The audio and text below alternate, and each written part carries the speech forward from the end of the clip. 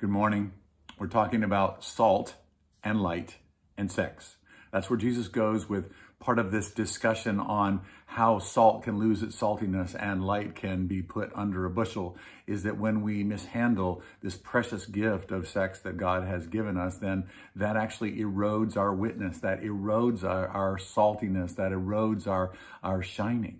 And if we're going to shine in a way that draws attention to God and that has his signature on it at some level, then we're going to actually need to start handling with care the things that God has gifted to us that can be twisted, that can be eroded, that can be decayed, that can be distorted.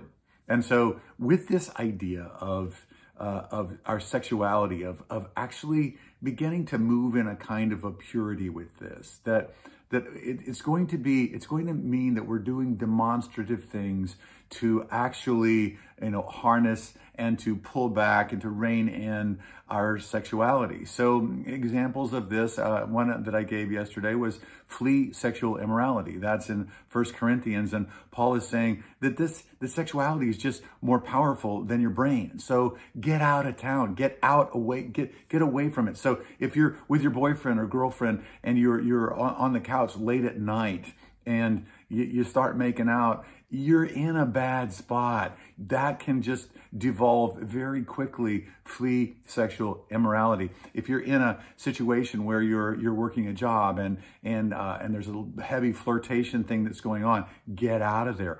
Pull back from that.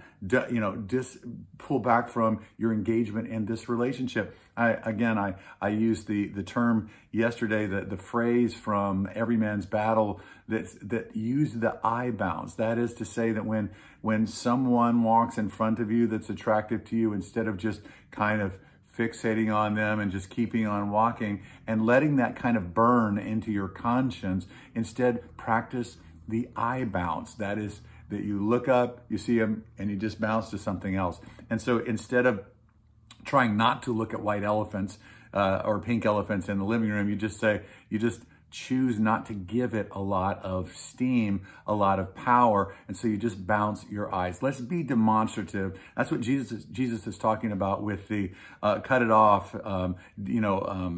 your eye, gouge it out. That he's talking about dealing radically with this thing that is so powerful called sex. That's our word for today. Thanks for joining me.